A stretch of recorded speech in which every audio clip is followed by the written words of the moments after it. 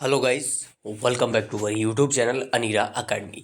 बिहार शिक्षक भर्ती टीआरई 2.0 से संबंधित जितने भी अभ्यर्थी हमारे इंतजार कर रहे थे सप्लीमेंट्री रिजल्ट का, वो उधर लगे हुए हैं। लेकिन उनको ये नहीं पता कि भाषा अहर्ता को लेकर आपके कोर्ट से बड़ी अपडेट निकल कर आई है। आपका पक्ष जो है बहुत ही मजबूत अब यहाँ पर दिख रहा है। इतने साक्ष्य प्रस्तुत कर दिए गए हैं और कोर्ट में क्या अपडेट आपका हुआ है, क्या चीज़ें चल रही हैं, आपके भाषा अहर्ता जो याचिका डली हुई है, सारी जानकारी मैं आपको वीडियो में देने वाला हूँ। ध्यान से देखिएगा। आप सभी को पता है लगातार जितने भी हमारे अभ्यर्थी हैं वो सब सप्लीमेंट्री रिजल्ट की ओर अपना ध्यान केंद्रित किए, लेकिन उनको मैं ये भी फिर से बता दूं आज की जो सप्लीमेंट्री रिजल्ट है, मान लीजिए वो दे भी दिया गया ना, तो वो सिर्फ 14,762 सीट पर अगर दिया जाएगा तो उससे आपका भला उतना नहीं होगा।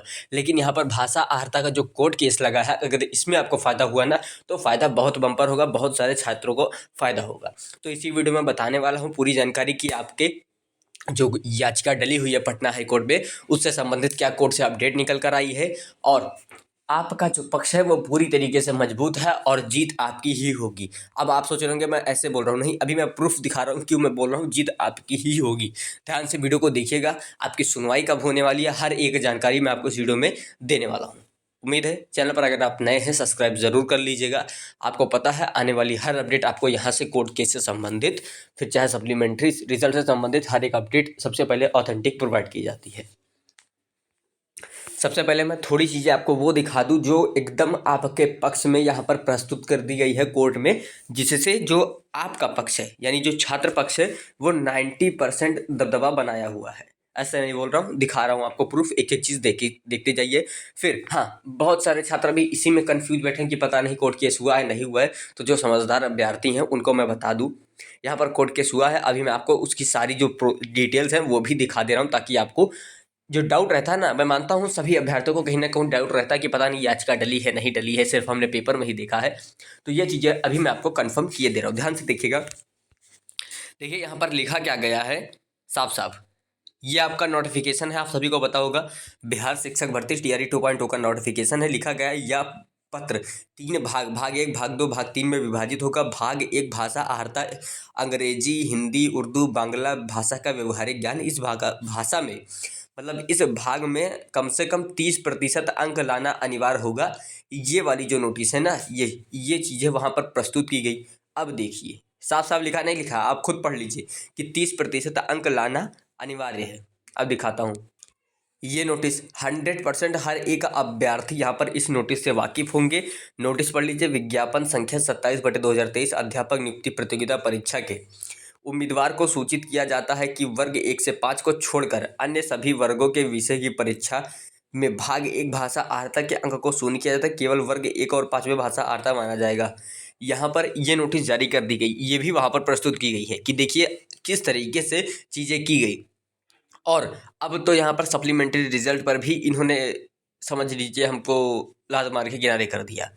सप्लीमेंट्री रिजल्ट पर अभी बातें चल रही थी 14,762, लेकिन अब जो नोटिस भेजा गया है उसमें ये भी बता दिया गया है कि सप्लीमेंट्री रिजल्ट आएगा ही नहीं। तो आप उसको छोड़िए, अभी जो मैं बता रहा हूँ उस पर ध्यान दीजिए, जो है भाषा अहर्ता, जिससे आपको बहुत बड़ा फायदा होने वाला है। कैसे होगा और देखिए, ये एक मेरे सामने रिजल्ट है, आप रिजल्ट को देख लीजिए। ये अभी का है, टीआरई 2 का रिजल्ट जारी किया गया है। अब इसमें मैं आपको कितना बड़ा फॉल्ट हुआ है ये दिखाता हूँ।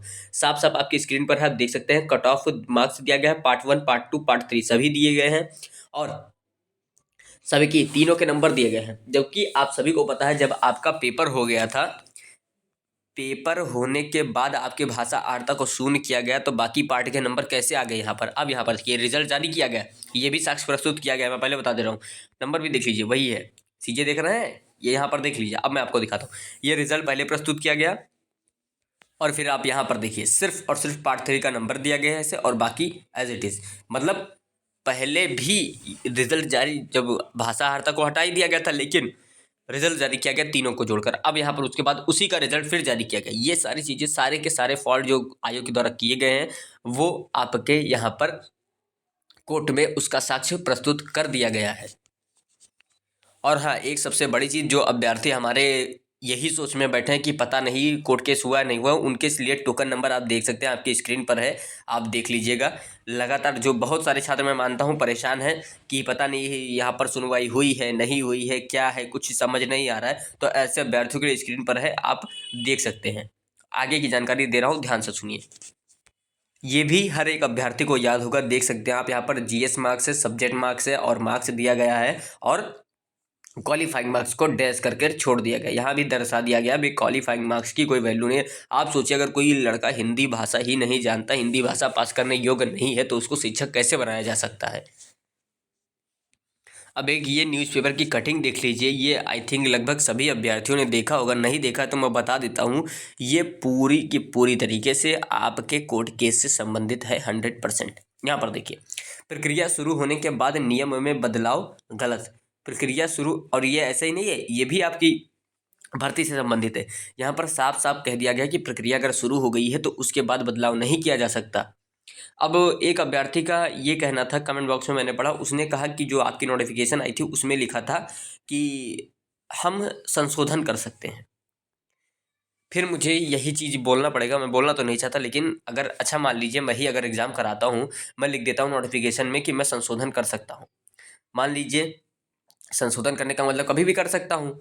मान लीजिए रिजल्ट आ गया, जितने कैंडिडेट, मान लीजिए 100 कैंडिडेट पास हुए, और मैं कह दूं इसमें में से जितने भी बी नाम के कैंडिडेट हैं, जिनका नाम बी से स्टार्ट होता है, जैसे ब्रजेश, पंटी या फिर कुछ भी बी से नाम जो आप मान सकते हैं, उन सभी को असफल घोषित किया जाता है।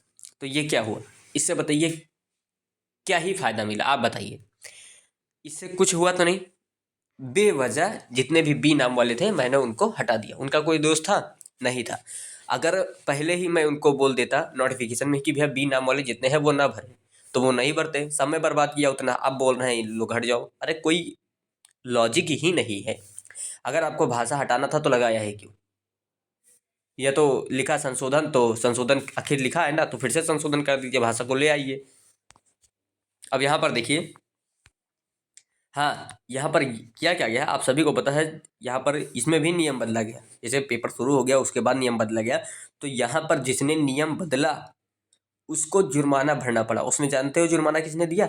जिसने याचिका डाली थी, यानी छात्रों को यहाँ पर पैसा मिला है। और पैसा किसने दिया? बोर्ड ने दिया, क्योंकि बोर्ड ने बीच समय में नियम बदला। यहाँ पर जरा मैं इसको पढ़ देता हूँ, थोड़ा जल्दी पढ़ूंगा, क्योंकि देखिए ये आपका इलाहाबाद हाई कोर्ट से संबंधित है। अब आप सोच रहे होंगे मैं इलाहाबाद हाई कोर्ट का क्यों दिखा रहा हूँ, तो एक चीज़ आप जान लीजिए, जो आपके इसे मान लीजिए धारा 144 का मतलब यहाँ जो है वही वहाँ भी होगा। तो कोर्ट में जो प्रक्रिया होती है लगभग सेम होती है, उसमें कोई फर्क नहीं देखने को भी आता। ये नहीं कि आप विदेश की बात करें, अपने ही पड़ोसी राज्य की बात करें, तो लगभग चीज़ें सेम ही होती हैं। मैं पढ़ देता हूँ जरा जल्दी से और ध्यान से समझिएगा इस बात को। इलाहाबाद हाई कोर्ट ने आदेश में कहा कि कोई भी चयन प्रक्रिया शुरू होने के बाद उसके पात्रता नियमों में कोई बदलाव नहीं किया जा सकता। पात्रता नियम में कोई बदलाव नहीं किया जा सकता, साफ साफ लिखा गया है।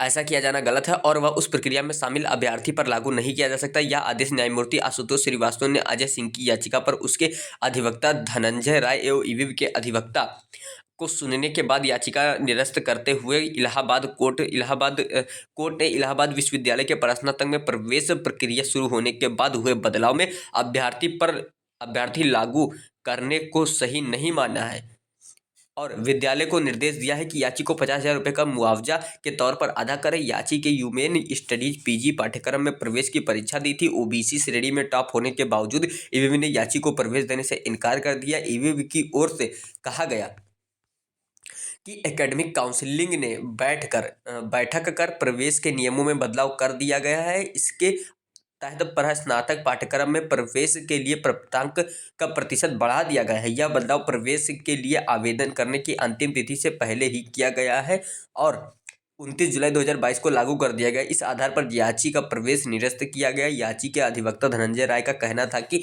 एक बार प्रक्रिया शुरू होने के बाद बीच में बदलाव नहीं किया जा सकता। हाई कोर्ट के इस तर्क से सहमत होते हुए याची ने 2022 में प्रवेश के लिए आवेदन किया और अब समाप्ति की ओर है, लिहाजा ईवीव को मुआवजा दिया गया है। देख रहे हैं, यहाँ भी वही खेल हुआ। प्रक्रिया शुरू होने के बाद बीच समय में बदलाव किया गया और देख सकते हैं यहाँ पर जो मुआवजा है वो किसको देना पड़ा, किसको इसका जो तकलीफ होती है वही यहाँ पर जो आपकी विश्वविद्यालय थी उसको परेशानी का सामना झेलना पड़ा क्योंकि उसने गलत किया था। आप में भी सेम एज इट इज़ यही है।